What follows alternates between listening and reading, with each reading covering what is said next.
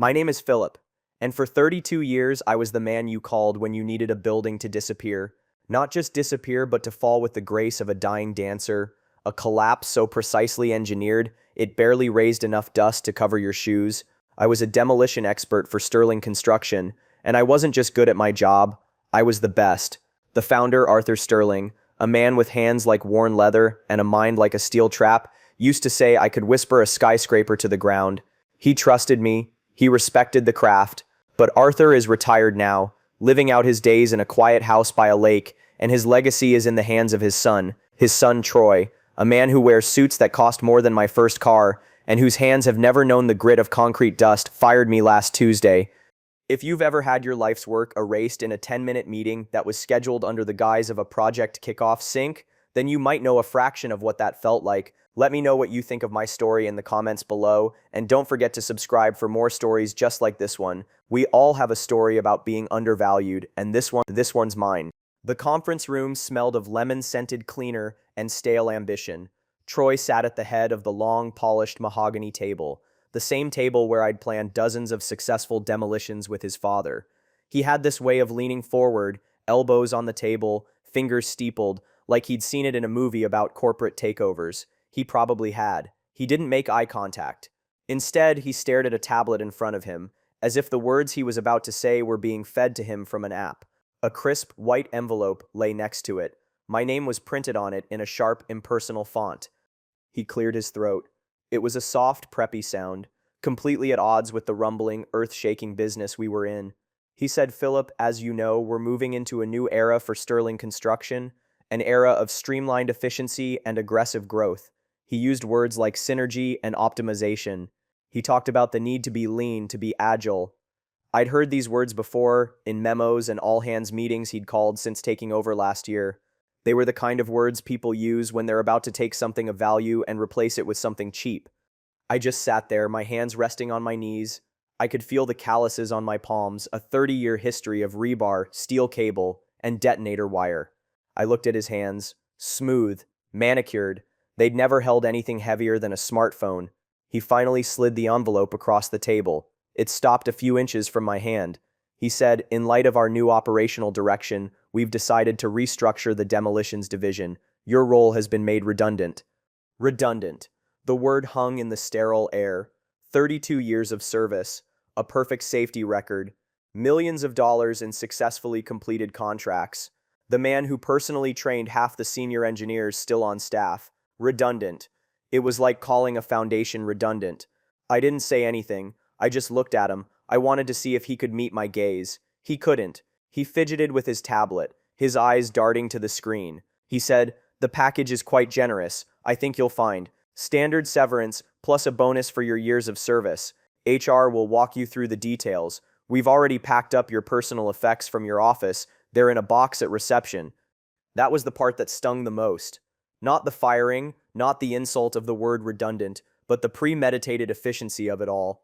While I was in my truck that morning, drinking coffee from my thermos and mentally walking through the preliminary specs for the old city stadium demolition, someone was already erasing me. Someone was taking my family photos off my desk, packing my worn-out coffee mug with the faded Sterling logo, emptying the drawers that held 3 decades of blueprints and handwritten notes. It was a quiet coup, executed with the impersonal precision of a software update. He stood up, smoothing down his tie. "This is of course effective immediately. We'll have security escort you out. For insurance purposes, you understand." He tried a smile. It was thin and weak, like a crack in a bad weld. I finally spoke. My voice was level, calm. It felt like it was coming from somewhere else. "The stadium," I said. He paused, his hand on the doorknob. "The city stadium project.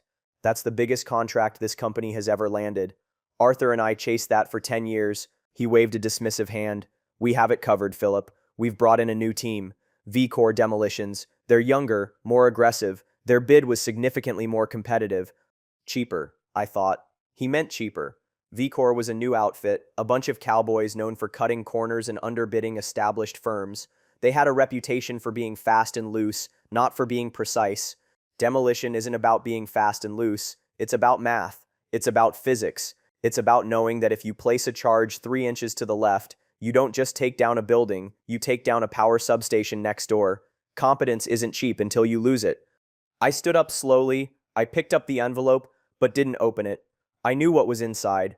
A check, a non-disclosure agreement, and a non-compete clause, so restrictive I probably wouldn't be able to legally tear down a garden shed within a 100-mile radius. I looked Troy dead in the eye for the first time. He flinched, just a little. "Good luck with the stadium, Troy," I said. "You're going to need it." Then I turned and walked out of the room, leaving him standing there in his expensive suit. A security guard, a young kid I didn't recognize, was waiting for me. He looked uncomfortable. He didn't have to say anything. I knew the drill. I walked with him down the long hallway, past the offices of men and women I'd worked with for decades. Some of them looked up, their faces a mixture of shock and pity. They knew. The word had already spread. At reception, a cardboard box sat on the floor. My life at Sterling reduced to a cube of corrugated paper. I didn't look inside. I just picked it up. It felt heavier than it should have. As I walked out the glass doors for the last time, the cold autumn air hit me. I stood on the pavement, the box in my arms, and watched the Sterling construction flag flap in the wind. And that's when it hit me. Not sadness, not anger, something else. A cold, clear, and terrifying certainty. Troy had no idea what he had just done. He thought the stadium was a simple job, concrete and steel, a brute force implosion. He thought he'd saved a few $100,000 by hiring V-Corps. What he didn't know, what only a handful of people on this earth knew, was that the old city stadium wasn't just a building. It was a time bomb, and he had just handed the detonator to a child. In my safe at home, tucked away for 20 years, was a sealed geological survey, a document that detailed a secret buried deep in the stadium's foundations. A highly volatile, experimental chemical concrete filler used by a corrupt contractor 2 decades ago to cut costs during a reinforcement project. The demolition plans Troy's new team would be using, the standard plans for a standard building, wouldn't just bring the stadium down. They would trigger a catastrophic chain reaction, a reaction that could liquefy the subsoil and level half the city block. And I was the only one who knew it. I was the only one who had the proof, and he had just shown me the door. I drove home in a daze. The city traffic, the familiar turns, the trees losing their leaves along my street, it all seemed like a movie playing on a screen just beyond my reach. My mind was a whirlwind of muted rage and a strange, hollow calm. I parked in my driveway, but I couldn't bring myself to get out of the truck. I just sat there, the cardboard box on the passenger seat, my hands gripping the steering wheel so tight my knuckles were white. The engine ticked as it cooled, the only sound in the sudden, deafening silence of my new, unemployed life. This is the point where a man is supposed to feel despair. He's supposed to feel the weight of his mortgage, his family, the future that just got ripped out from under him. And I did, in a way. The practicalities were there, buzzing like flies at the edge of my consciousness, but they were drowned out by a deeper, colder current. It was the feeling of betrayal, but not just the personal sting of being discarded by Troy. It was a professional betrayal, a desecration of the work itself. Arthur Sterling had built his company on a bedrock of one principle: you don't cheat gravity. You respect the forces you're working with. You do the math, you check it twice, and you never ever take a shortcut when 1,000 tons of steel are hanging over your head. Troy hadn't just fired me. He'd fired his father's principles. He'd put a price tag on safety, on experience, on the institutional knowledge that I carried in my head. My wife, Elena, opened the front door and looked out at the truck, her expression a question mark. She knew I shouldn't be home this early. I finally uncurled my fingers from the steering wheel, took a deep breath, and got out. I carried the box inside. She met me in the entryway, her eyes scanning my face, already knowing. She didn't have to ask. She just put her hand on my arm. Her touch was warm, grounding. She said, "What happened, Philip?" I put the box down on the floor. "Troy let me go," I said. The words sounded foreign, absurd. She led me into the kitchen, sat me down at the table, and made me a cup of coffee, the way she always does when the world feels off kilter. She didn't pry or panic. She just listened as I recounted the 10-minute meeting, the corporate jargon, the finality of it all. When I finished, she was quiet for a long moment, then she said something that cut through all the noise. She said, "That boy was always a fool. His father built a kingdom on rock, and Troy is trying to rebuild it on sand." She was right. She'd seen it for years, at company picnics and holiday parties. The way Troy talked down to the veteran foreman, the way he dismissed his father's old stories as sentimental nonsense. He saw the company not as a legacy to be stewarded, but as an asset to be stripped. Later that evening, after a dinner I barely tasted, I went down to my workshop in the basement. This was my sanctuary. The walls were lined with pegboards holding tools that were older than Troy. Hammers with worn wooden handles shaped by my grip, sets of wrenches polished from use, specialized cutters and crimpers for demolition work. Everything had its place. It was a world of order, of precision, of cause and effect. I picked up a heavy framing hammer, its steel head gleaming under the bare bulb. I thought of Arthur. I remembered the day he'd given me my first big solo job, the old textile mill on the river. I was maybe 28, full of confidence but still green. Arthur walked the site with me for 2 days straight. He didn't tell me what to do. He asked me questions. What's the load on this beam, Philip? Where's your shear point? What's the wind going to do the day of the drop? He was teaching me to see not just the building, but the forces acting upon it, the invisible pressures, the hidden weaknesses. After the mill came down perfectly, collapsing into its own footprint like a folded handkerchief, he clapped me on the shoulder and said, "You see with the right eyes, son. You see the bones." Troy never saw the bones, he only saw the bottom line. He saw a P&L statement, a list of assets and liabilities. To him, I was a liability. A line item with a salary that was higher than the new guys he could hire. He didn't understand that my salary wasn't just for my time, it was for my memory. It was for the ghosts of 100 buildings I had rattling around in my head, each one with its own lessons, its own quirks. It was for knowing things that weren't written down in any textbook or manual, things like the secret of the old city stadium. And that brought my mind inevitably to the safe. It was a heavy, old fireproof model, bolted to the concrete floor in the corner of the workshop, hidden behind a stack of old blueprints. I hadn't opened it in years. I knelt down and spun the combination dial. The tumblers fell into place with a series of satisfying solid clicks. The heavy door swung open. Inside, behind my will and our house deed, was a thick manila envelope sealed with yellowing tape. The words Confidential Geological Survey, City Stadium Reinforcement Project, 2003 were typed on a label. My mind went back 20 years. The city had hired Sterling Construction for a massive project to reinforce the stadium's aging concrete supports. I was the site supervisor. The primary contractor for the concrete work was a man named Frank Madsen, owner of a company that was already circling the drain of bankruptcy. Frank was a talker, a backslapper, a man who always seemed to be sweating even in winter. He was cutting corners. I knew it. I could feel it. The delivery schedules for the rebar were off. The concrete pours were happening too fast. I raised my concerns with the project managers, but Frank had a way of producing paperwork that always seemed to just barely check out. He was a master of the plausible lie. I flagged it to Arthur. We went over the engineering reports together. On paper, everything met spec. But Arthur taught me to trust my gut. He told me to keep a private log, to document everything I saw, no matter how small, so I did. The project was completed. Frank's company folded a year later, and the whole thing was forgotten. Until about 10 years ago, I got a call from a nurse at a hospice. Frank Madsen was dying of lung cancer and was asking for me. I went, not sure why. I found him in a small, sterile room, a shrunken version of the man I remembered, tethered to an oxygen tank. He was consumed by a deathbed guilt. He confessed everything. He'd been on the verge of ruin. To save his company and win the bid, he'd used an experimental and dangerously cheap chemical concrete filler he'd bought from a disgraced chemist. He called it pyrocrete. It was a compound that bonded with concrete on a molecular level, giving it incredible compressive strength on the surface, enough to pass the initial core sample tests. But it had a fatal flaw. Under sustained, high-frequency vibrations, the kind generated by the precise, rhythmic pounding of hydraulic breakers used in modern demolition, it underwent a phase transition. It didn't just break apart, it practically liquefied, losing all structural integrity in a sudden catastrophic cascade. Worse, the chemical reaction was exothermic, generating an immense amount of heat that would flash boil any groundwater in the subsoil. Frank had commissioned his own secret geological survey to see what the effect of this would be. The results were terrifying. A demolition using standard percussive methods would create a resonance wave through the pyrocrete foundations. The resulting liquefaction and steam explosion would destabilize the entire city block, which sat on a notoriously fragile landfill substrate. Buildings a quarter-mile away would be at risk. He'd buried the report, paid off the geologist, and prayed the stadium would stand for 1,000 years. Now, dying, he couldn't live with the thought of what he'd created.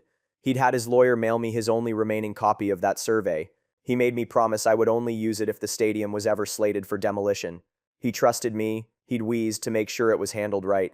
He trusted me to protect the city from his mistake. He died 2 days later. I had honored that promise, I'd kept the secret, partly out of a sense of duty to Frank's last wish, but mostly because I knew that as long as I was at Sterling, I would be the one to oversee the demolition.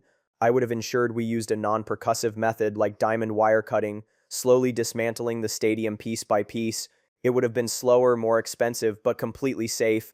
I never imagined a scenario where I wouldn't be there. My loyalty to Arthur, and by extension to the company he built, had made me a silent guardian of this terrible secret. But Troy had severed that loyalty. He'd cut the cord. He had released me from my promise. Kneeling there on the cold concrete floor of my workshop, I held the envelope in my hands. This wasn't just a geological survey anymore. It was leverage, it was power, it was a ticking clock. And the resolve that began to harden in my gut wasn't about revenge, not entirely. It was about responsibility. Troy and his cheap new crew were about to play with matches in a room full of dynamite, and I was the only person on Earth who knew it. The initial shock of being fired was burning off, replaced by a cold, hard resolve. This wasn't just about my job anymore. This was about preventing a catastrophe that Troy was too arrogant and ignorant to even see coming. My breakdown was over. The time for feeling sorry for myself was done. Now it was time to think. It was time to plan. The first few days were a strange limbo. I woke up at my usual 5 a.m., the habit of 30 years too ingrained to break, but instead of heading to a job site, I'd just sit in the kitchen with my coffee, the silence of the house a stark contrast to the usual rumble of my truck's diesel engine. Elena would find me there, staring out the window, and she'd just put a hand on my shoulder. She knew I wasn't just mourning a job. I was recalibrating my entire identity. Who was Philip if he wasn't the guy who took down buildings? During those quiet mornings, my plan began to take shape. It wasn't a single brilliant flash of inspiration. It was a slow, methodical construction, built piece by piece, just like I would plan a demolition. Every action needed a counteraction. Every risk needed a contingency. This wasn't going to be a loud, angry confrontation. That was Troy's style. Mine would be quiet, precise, and devastating. The first brick in my new foundation was legal. I knew the non-compete agreement in my severance package would be a beast. Troy would have made sure of that. He didn't want me going to a competitor. Not with the stadium project on the line. He just didn't realize the real knowledge I possessed wasn't about how to compete with him, but how to stop him. I called my brother-in-law, who knew a guy who knew a guy. It's always how it works. 2 days later, I was sitting in the surprisingly modest office of a lawyer named David Chen. David was my age, with a calm, almost professorial demeanor. He specialized in employment law and contract disputes. I didn't give him the whole story. Not yet. I started with the basics. 32 years of loyal service, a perfect record, and a sudden redundancy firing just before the company's biggest project. I handed him the severance agreement. He read it slowly, his pen making small notes in the margins. He'd let out a soft, every now and then. When he was done, he took off his glasses and looked at me. He said, "Philip, this is a fairly standard but exceptionally aggressive non-compete. They're trying to lock you out of the entire tri-state area for 2 years, in any capacity related to construction, engineering, or demolition. It's overly broad." I asked if it was enforceable. He leaned back in his chair. That's the million-dollar question. An employer has to demonstrate a legitimate business interest to protect. They'll argue your knowledge of their bidding processes and client lists is proprietary. We could fight it. It would be long and expensive, and the outcome is never guaranteed. He was managing my expectations, which I appreciated, but then I steered the conversation. What if, I said, I had knowledge not of a business interest but of a significant public safety risk, a risk that my former employer was ignoring due to negligence or incompetence? David's posture changed. He leaned forward, his eyes sharp. He said, "That's a different ballgame entirely. That moves into the realm of whistleblower protections. Are you telling me there's something I should know about this stadium project?" I made a judgment call. I trusted him. I slid the still-sealed manila envelope across his desk. I told him the entire story. Frank Madsen, the pyrocrete, the deathbed confession, the secret survey. I watched his face as he carefully slit the envelope open and began to read the report. He was a fast reader, his eyes scanning the pages of technical data, geological charts, and chemical compositions. The color drained from his face. When he looked up, the professional detachment was gone. It was replaced by genuine alarm. "My God, Philip," he said, his voice barely a whisper. "This isn't a demolition. It's a loaded gun. He explained the legal landscape to me. The non-compete was now irrelevant. It could be argued that it was voided by public interest. My duty was no longer to my former employer's secrets, but to the public's safety. But we had to be smart. If we just went to the press, Troy would bury us in litigation. He'd claim I was a disgruntled employee trying to sabotage the project. He'd hire his own experts to dispute the survey. It would become a messy public fight, and in the chaos, the truth might get lost. No, David said, the power of this document is not in its public release. It's in its private, targeted application. We don't detonate the bomb. We show the man holding it that we have our finger on his button. He advised me to keep the original survey secure and to make several notarized copies, which he would hold in his firm's vault. The first piece of my plan was locked in, legal cover. The next piece was intelligence. I needed to know what was happening inside Sterling Construction. I needed eyes and ears. That led me to Marcus. Marcus was a young structural engineer I had hired straight out of college 5 years ago. He was bright, hardworking, and had a deep respect for the craft. I'd taken him under my wing, mentoring him the way Arthur had mentored me. He was family in a way. I knew my firing would have hit him hard. I sent him a simple text, "Buy you a beer?" He replied almost instantly, "You name the place." We met at a quiet bar on the industrial side of town, the kind of place where steelworkers and mechanics went after a long shift. Marcus looked stressed. He shook my hand, his grip firm. "Boss," he said. He still called me that. "It's a madhouse over there. I can't believe what they did." I just let him talk. He told me everything. Troy had held a big meeting, announcing my retirement and introducing the V-Corps Demolitions team. The lead from V-Corps, a guy named Rick, was all swagger and bravado. He'd unrolled a set of standard demolition plans for the stadium and talked about how they were going to bring the old girl down in record time. Marcus said he'd tried to speak up. He'd mentioned that I had some preliminary concerns about the substructure and that a more detailed analysis might be needed. Troy had cut him off immediately. He'd said something like, "Philip's old school caution is what we're trying to move past, Marcus. We need to be decisive." Rick from V-Corps had just laughed and said, "Don't worry, kid. It's just concrete and steel. We'll pop it like a champagne cork." Marcus said the older engineers in the room just stared at their shoes. They knew better, but they also knew what had just happened to me. They were scared for their jobs. The culture of safety Arthur had built was being dismantled even faster than the buildings. This was the confirmation I needed. My worst fears were correct. They were walking into the trap with their eyes wide open, blinded by arrogance. I looked at Marcus. I said, "I need you to do something for me. I need you to be my ears. I want to know everything. Meeting schedules, changes to the demo plan, supply orders, morale on the ground. Don't put yourself at risk. Just listen." He didn't hesitate. "For you, Philip, anything. They don't deserve this company." He became my insider, my mole, a subplot of loyalty playing out in the shadow of corporate betrayal. Over the next 2 weeks, he fed me a steady stream of information. V-Corps was skipping preliminary seismic tests to save time. They were using a cheaper, less stable variant of cyclotrimethylene trinitramine for the cutting charges. Every update was another nail in Troy's coffin. The final piece of the plan was the most delicate. It was the hidden leverage, the thing beyond even the survey. It was my reputation. For 3 decades, I hadn't just built relationships with concrete and steel. I'd built them with people, city inspectors, regulators, project managers from other firms, and most importantly, clients. They didn't trust the Sterling Construction logo on the side of a truck. They trusted Philip, the man who answered his phone at 3 a.m. when they had a problem, the man who always delivered, safely and on time. I started making quiet calls, not to warn them, not yet, just to reconnect. I called the head of the city planning department, a grizzled veteran named O'Malley, and we talked about our grandkids. I had lunch with the chief operating officer of a rival firm, a woman I had competed with and respected for years. I was laying a network of soft contacts, reminding them I was still here, still in the game. I was moving my chess pieces into position, all while Troy thought he had already won. Back in my workshop, I unrolled a fresh set of the stadium's original blueprints I'd kept. I spread the geological survey out next to it, using the data from the report and the intel from Marcus about V-Corps' proposed charge placements. I began to map out the chain reaction. I used red ink. I drew the initial blast points. Then I traced the resulting resonance wave through the pyrocrete foundations. I calculated the liquefaction radius.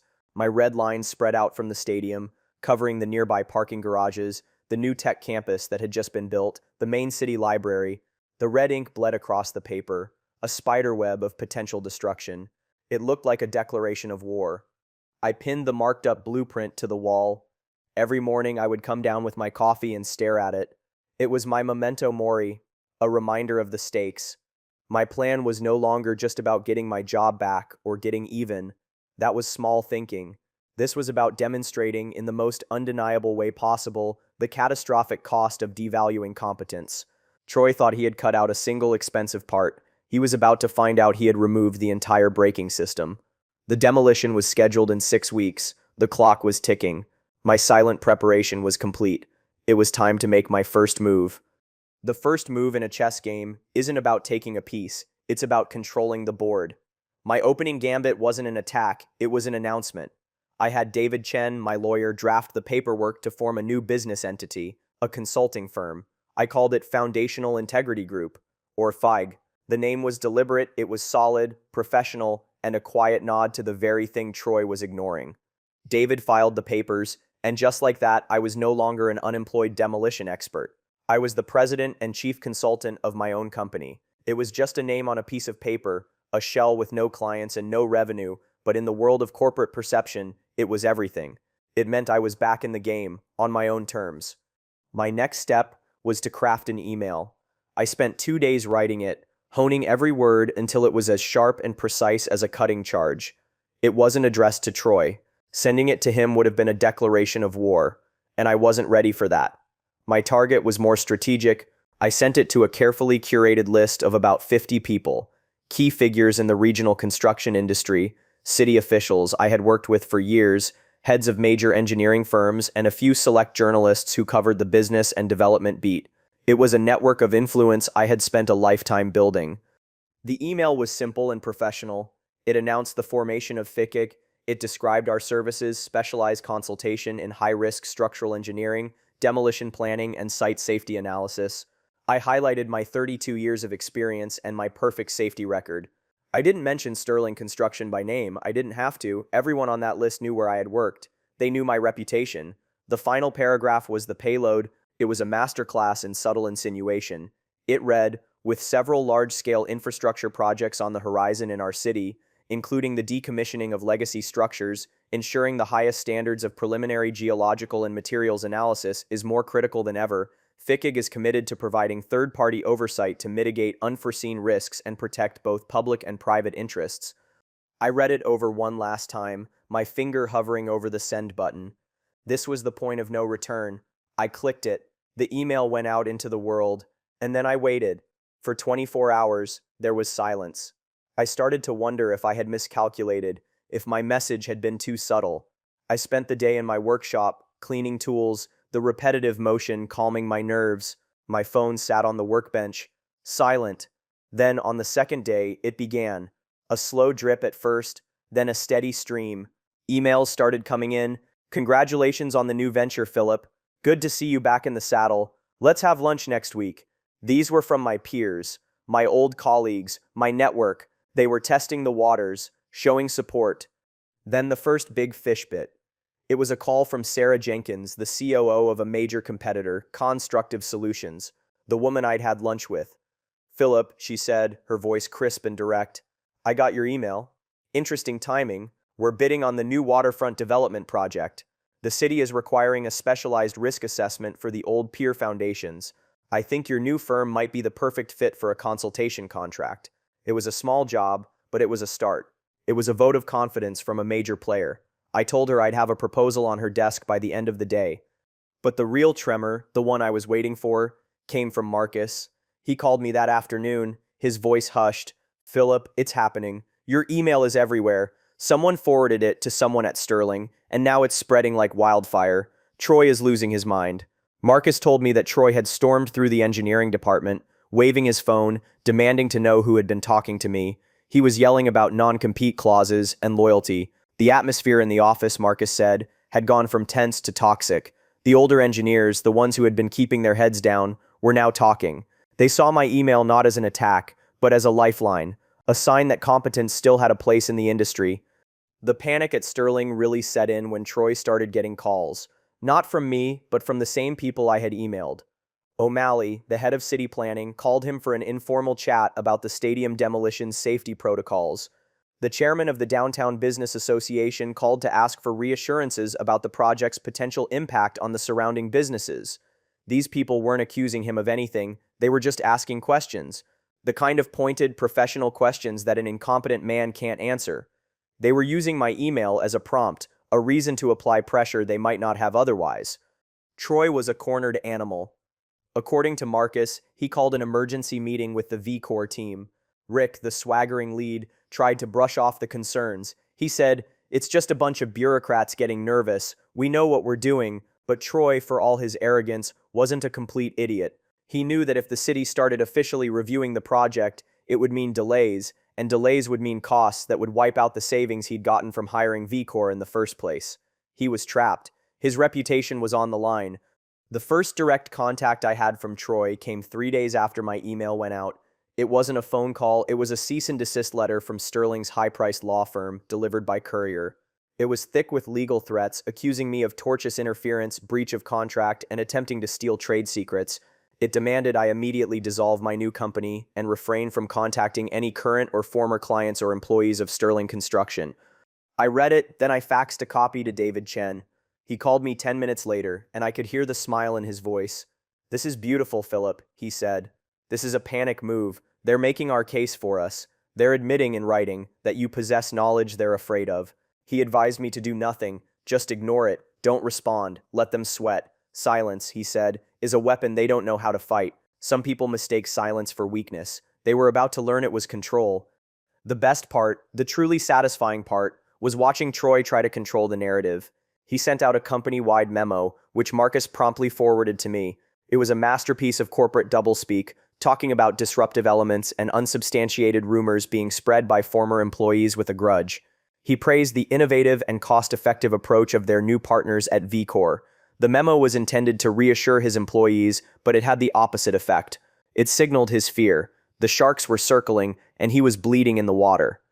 My silent takeover of the situation was almost complete. I hadn't made a single threat. I hadn't revealed my ace in the hole, the geological survey. I had simply announced my existence and let the system react. I had used my reputation as a fulcrum and the industry's own self-interest as a lever. Troy was starting to realize that the foundations he was standing on were not nearly as stable as he thought. He was in a fight he didn't understand, against an opponent who wasn't even in the room.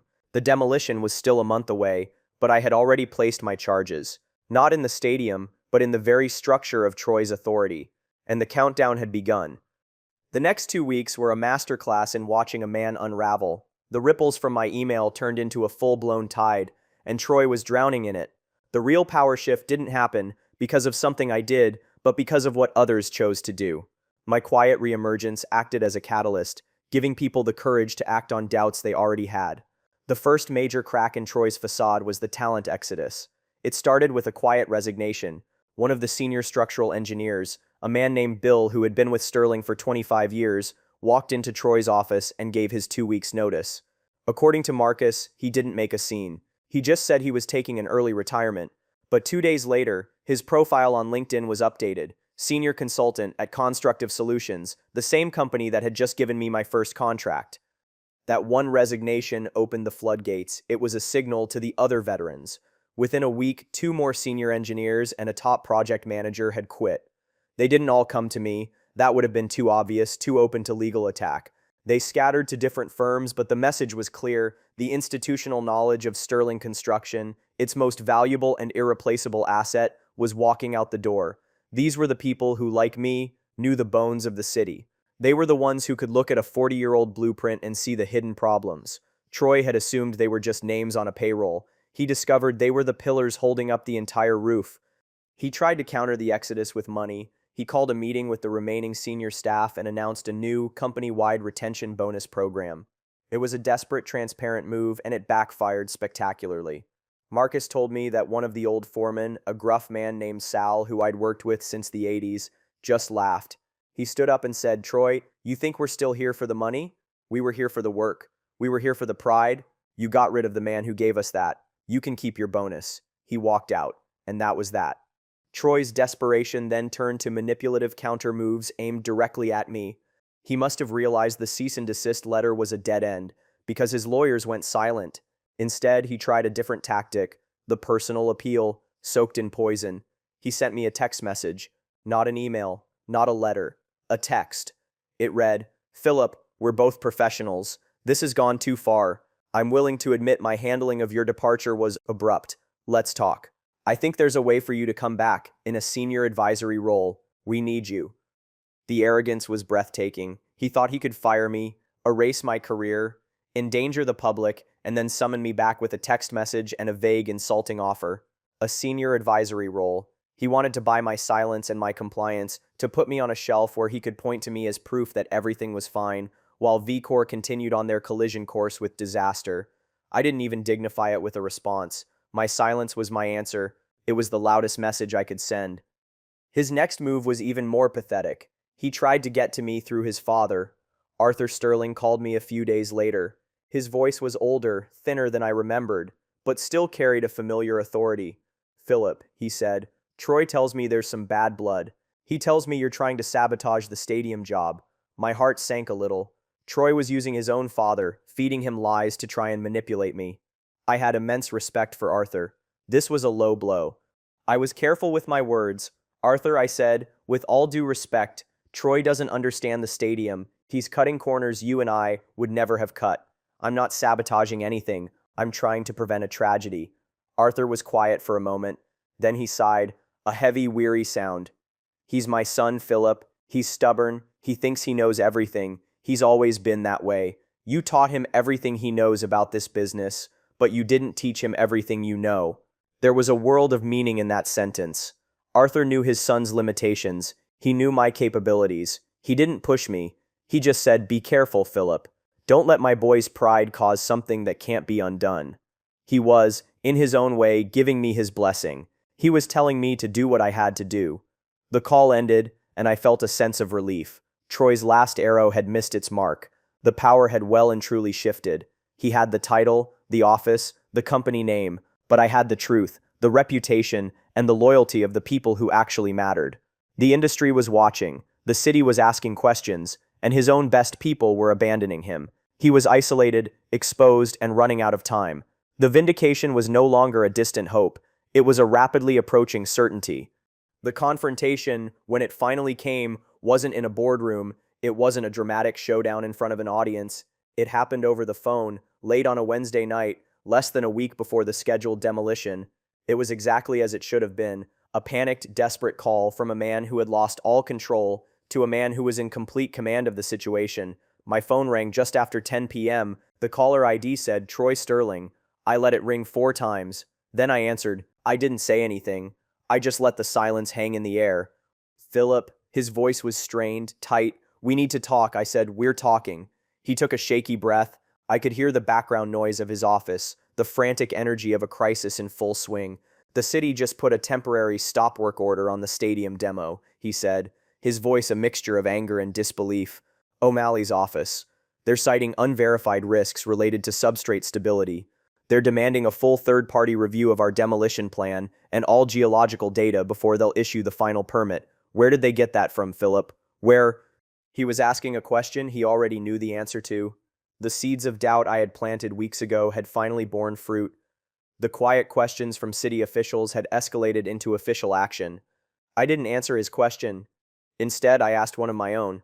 I said, "Did you use the standard percussive breaker method for the foundation charges, Troy? Or did you go with a diamond wire cutting approach?" There was a stunned silence on the other end of the line. That was a technical detail, a specific choice that only someone intimately familiar with the demolition plan would know to ask. Marcus had told me VCorp had insisted on the percussive method because it was 5 times faster. How did you know that?" he stammered. I ignored him. "Let me ask you another question, Troy. When your new team did their core samples, did they test for chemical composition or just for compressive strength? Did they run a spectrographic analysis on the aggregate filler?" His silence was my answer. They hadn't, of course they hadn't. It wasn't standard procedure. It was an extra expense, and VCorp was all about cutting costs. They were looking for the problems they expected to find, not the ones that were actually there. "What do you want, Philip?" he finally spat out, the desperation turning back into aggression. "Is that it? Money? You want more money? Do you want your old job back? Is that what this whole circus has been about?" I could feel the anger rising in me, a hot white flash, but I pushed it down. I kept my voice perfectly calm, almost conversational. "No, Troy," I said. "I don't want my job back, and I don't want your money. What I want is for you to not kill a few hundred people and level a city block because you were too cheap and too arrogant to listen to the man who knew better." And then I delivered the final crushing blow. The checkmate. I have a copy of Frank Madsen's 2003 geological survey, Troy, the real one, the one that talks about the pyrocrete filler in the foundations, the one that models the subsoil liquefaction that will happen if you use percussive charges. I have it right here, and my lawyer has a notarized copy in his vault. I let that sink in. I could almost hear the blood draining from his face. I could hear the gears in his mind grinding to a halt as he finally understood the abyss he was standing on the edge of. He was speechless. "The city's stop work order is temporary," I continued, my voice cold and hard as steel. "But if a copy of this survey were to be anonymously delivered to O'Malley's office, or perhaps to a certain reporter at the City Tribune, that order would become permanent. Sterling Construction would be facing federal investigations, V-Corp would be shut down, and you, Troy, would be facing charges of criminal negligence. Your company, the one your father spent his life building, would be a toxic asset that no one would touch. It would be worthless." He finally found his voice. It was a pathetic, broken whisper. "What do I do?" he asked. It was the question I had been waiting for. The complete and total admission of his failure. The transfer of power was absolute. "You will call off V-Corp immediately," I said, laying out my terms. "You will terminate their contract. Then you will call a press conference and announce that, due to new information uncovered by your internal review team, you are indefinitely postponing the demolition to pursue a safer, albeit more costly method. You will take full credit for this newfound caution. You will be a hero." He understood. I was giving him a way out. A humiliating, expensive way out, but a way out nonetheless. It was more than he deserved. "And then you will do one more thing," I said. "You're going to hire my firm, Foundational Integrity Group, to oversee the new demolition plan. We will be the third-party review the city is demanding. You will pay our fee, which will be substantial, and you will do it without complaint. It's the cost of your education, Troy." There was a long pause, then a quiet, defeated yes. I hung up the phone. I didn't feel triumph. I didn't feel joy. I felt a profound and heavy sense of vindication. The new workplace reality had been established, not by shouting or by force, but by the quiet, undeniable weight of competence. The aftermath was swift and quiet. The next morning, Sterling Construction issued a press release. It was full of corporate jargon about an abundance of caution and a commitment to exceeding safety standards. But the message was clear. The demolition was off. V-Corp Demolitions was fired. 2 days later, my new company, FIG, signed a very lucrative contract with Sterling Construction. I was now being paid 5 times my old salary to save Troy from his own incompetence. I hired back Bill and Sal and 2 of the other engineers who had quit, not as employees of Sterling, but as consultants for my firm. We were the oversight. We were in charge. Troy was now just the man who signed the checks. The news of his father's company being saved from ruin by the man he'd fired became a quiet legend in the industry. Troy's reputation was shattered, not by a public scandal, but by the whispers in every boardroom and on every job site. He was the kid who nearly blew up the city. He was removed as president by the board, including his own father, within 6 months. He was given a meaningless title and a corner office, a prince in exile in his own kingdom.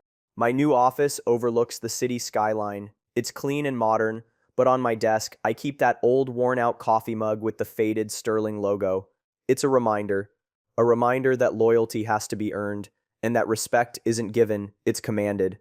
The stadium is still standing today, a quiet monument to a disaster that never happened. We're working on the new demolition plan now. It's slow, meticulous, and incredibly expensive. It's being done the right way. In the end, this wasn't really a story about revenge. Revenge is a hot, messy, emotional thing. This was about balance. It was about the world correcting itself. It was about the simple, unwavering truth that in the real world, in the world of physics and consequences, you can't cheat gravity. Arrogance and ignorance have a price. Sometimes that price is just a lost contract or a bruised ego, and sometimes it's the cost of half a city block. Troy thought he could save a little money by getting rid of the old man who knew too much. He learned a hard lesson. He learned that competence isn't expensive. A lack of it is. For anyone out there who has ever been overlooked, underestimated, or erased by someone who values a spreadsheet more than experience, Know this, your value is not determined by their opinion. Your knowledge, your experience, your integrity, that is your foundation, and a solid foundation can withstand any storm. Don't let anyone tell you your role is redundant. Build your own structure, be your own architect, and when the time is right, show them just how much they needed you by letting them see the world you can build without them. Thanks for listening to my story. If it resonated with you, do me a favor, like this video, leave a comment below and share your own experiences, and make sure you hit that subscribe button and turn on notifications for more stories about getting what you deserve. Take care of yourselves.